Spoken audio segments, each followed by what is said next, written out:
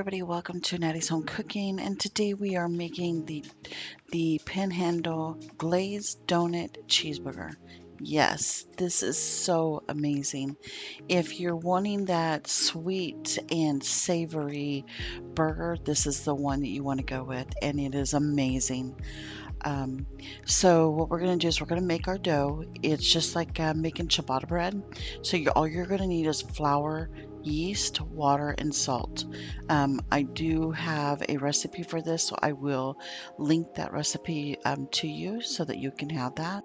Okay, now that our dough is resting for an hour, we're going to make our frosting, which is super easy to make. Once we make this frosting, go ahead and place it in the refrigerator and just let it sit for a little bit.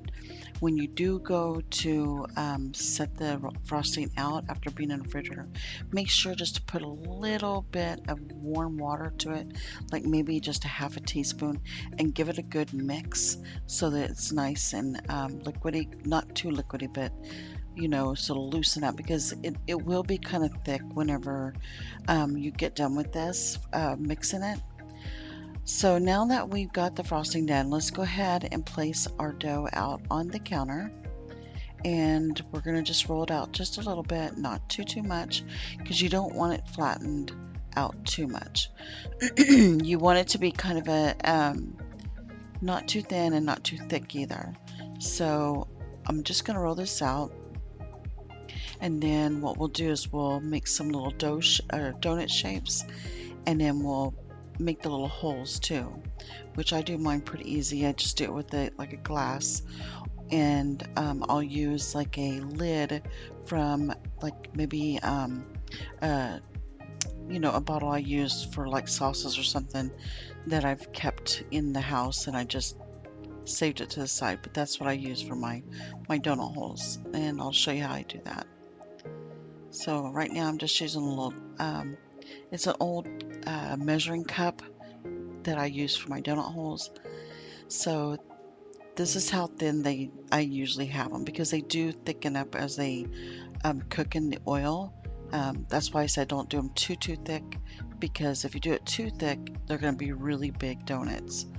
So once you get all these placed out on the counter and done, rolled out and done, then you're going to go ahead and deep fry it. And then once you deep fry it, take it out of the oil, make sure to place it into the frosting right away. This way it kind of gets that, it's still hot, and it'll get the coating better onto the donut. So just follow along and I'll show you how I do mine.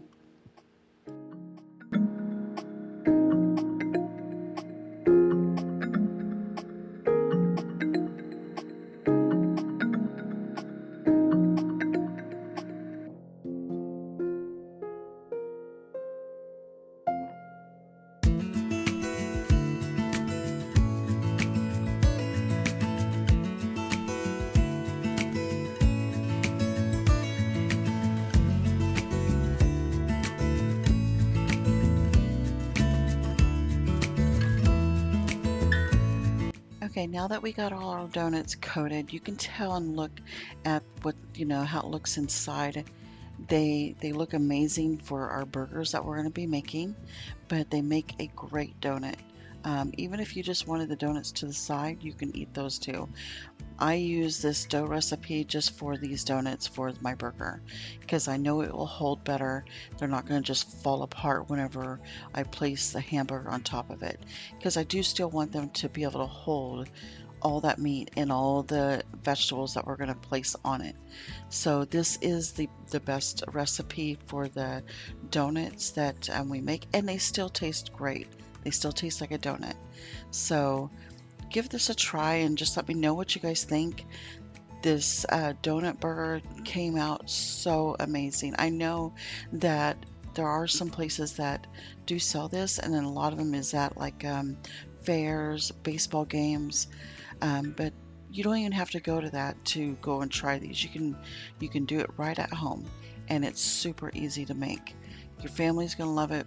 If you make it for friends, they're gonna love it, because it gives that same, like a dessert type of meal, but a savory and sweet flavor. It's so amazing.